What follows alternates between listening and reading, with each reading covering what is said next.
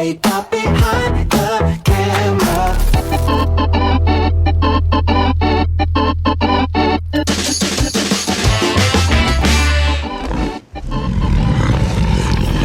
Hey everybody, Robert here with Eduardo, and we are talking AI video because it seems to be the topic that everybody is talking about these days, and everybody is asking us if AI is going to take over our business.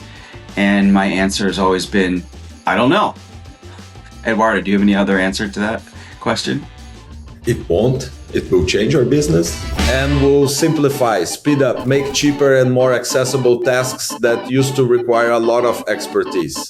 Definitely. Here's already an example of something we can now whip up in record time. But how it's going to change our business, we still don't know, right? So what we decided to do is create a short film all in AI to go through the entire process and really to use it as a learning experience for us. And the end result is a just over 5-minute short fantasy film about a videographer that goes to a shoot and ends up on the wrong floor at multiple times, but still is on time for his shoot. Eduardo, I'm going to ask you a couple questions. I'm going to start the first question, which is sometimes the last question that gets asked in conversations like this, is that now that you've done all of this, what would you do differently if you had to do it again? Like, how would you approach it from a process standpoint, maybe the tools, like, kind of take those learnings and you're going to have to do this project again. What would you do differently? Well, when we started doing the project, we were really learning all those tools. We had the script and storyboard, and we knew how the scenes should look. But we were still exploring different image generation and animation tools to see which ones work best for each type of scene. What I would do differently is I would go directly into those tools and don't waste time on some tools that are not there yet. Interesting. So most people know ChatGPT, they know Gemini or Perplexity or Claude, and they use those tools for sometimes image creation and also for like content creation, and they're different tools. So you're saying that from a video standpoint, all the different platforms out there, they're just different, and everybody needs to find the right tool for them, right? Yes, 100%. There are a lot of different tools for all the different tasks and all the different things that you might need. And there are new tools coming out every day. So when we decided to make the movie, we had a vision in our head and we wanted to achieve something. So we had to search for the tools that would give us the result that we wanted. What we did was test one scene by using the same image prompt across 5 different AI tools. You would assume that all the images would be exactly the same, but that's not what happened. In each different tool, we got a different result. The variation in style and quality was huge. And from that, we found out which tool would be better for each scene. Along the same lines of taking that one prompt and putting it into 5 different tools and having 5 different images, we had similar challenges with the character of our movie, the producer director, and maintaining the consistent look of that character. Can you talk about that? Sure, yeah. You know that character was based on you, right? I kind of saw that a little bit. I got a picture on our website, and on ChatGPT, I generated that main character. It is a lookalike, but it is different because the way AI works is every time you generate, it makes a new interpretation of the face. So you get slight variations every time you do that. Mm-hmm. To keep consistency in all the scenes was one of the biggest challenges because every time that I generated a new scene, a new face would appear. It's a slight variation on the face that I used as a model for all the scenes, but you can see a drift between all the scenes.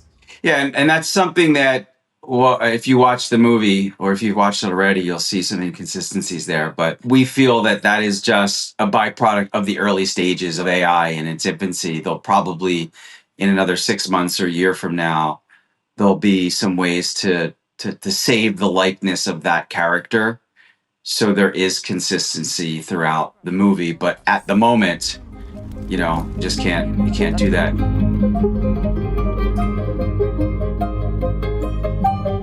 Talk about the backpack scene and how the challenge of that scene and what AI gave us and what we could or could not do with that.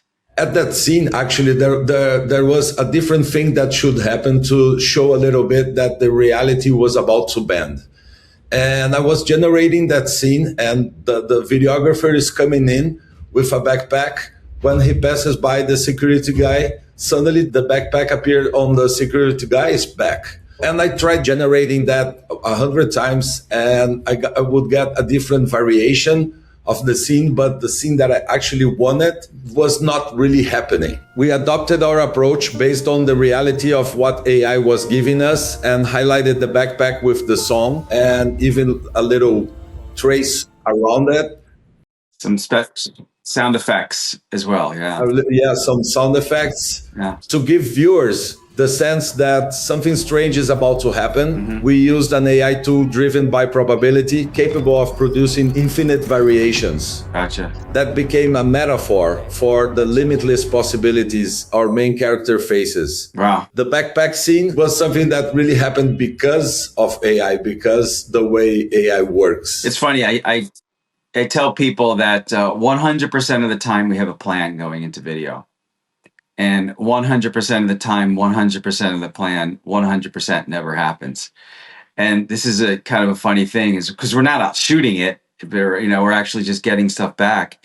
And we had to deal with what we had and figure it out, creatively to achieve an objective. And again, that's what we do when we're on location. Sometimes you just have to figure it out, to achieve the objective. So were there any other places that really stood out for you where you just couldn't get it right, but just dealt with it and kind of ran with the creative in a different direction? There were some parts that we had to get the timing correctly. So that scene, for example, where the elevator stops at Dali's museum, we had to get the timing correctly. When the elevator opened and closed it, there was some dialogue on it. We had a problem with that because it would be right now impossible to write a prompt that would give us exactly what we wanted in terms of matching the dialogue with the timing. So what we did to make this scene happen is we broke that scene up into different layers. In After Effects, we composed everything together so we could get all those different pieces, the dialogue, the elevator doors opening and closing, the zoom into the elevator,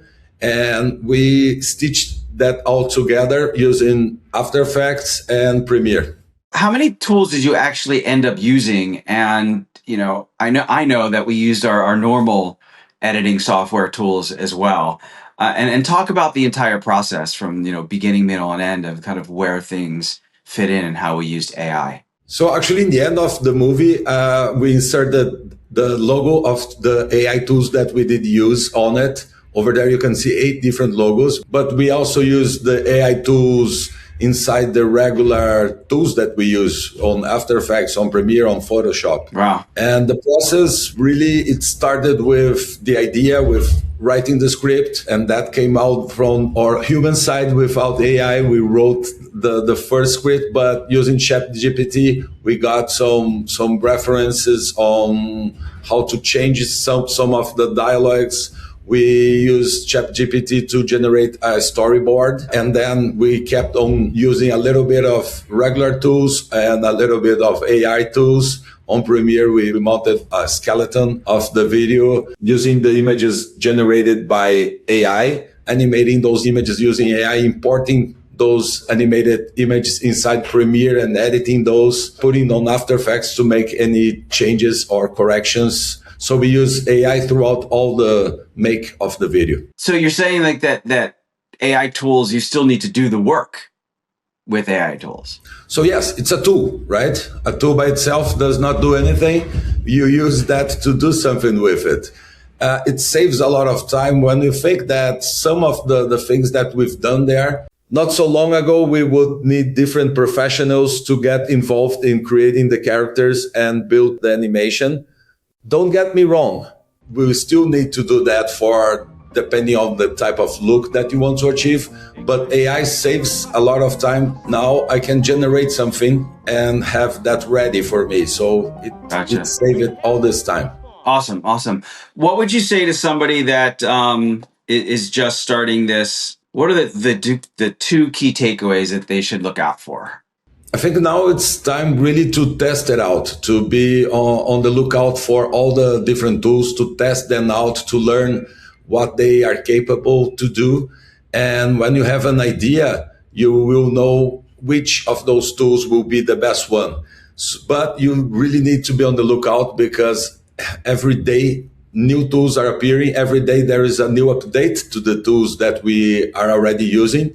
Yeah. So it's really time to be studying and learning about those tools. So if I heard you correctly, the best advice would be that there's no quick way. Go out and get the experience, pick a tool or two, and just learn them. Yeah, exactly. Start with something, with an idea that you have, and get the first one and try to learn it. Eventually, you will look for other tools because there is the next scene that you cannot achieve exactly what you wanted with this tool. So you will need to look for other tools. And when you have that knowledge of all those tools, you can find out which one will be the best one for what you are doing. Yep. Cool. Well, we'll end on that note and check out The Wrong Floor. It's on our website, multivisioncreative.com. It's on our MultiVision digital website as well, and it's on our YouTube channel. A pop behind the camera, working in the break with ya. Flip that lens, let's see it clear. Yeah, a pop behind the camera, future getting closer here.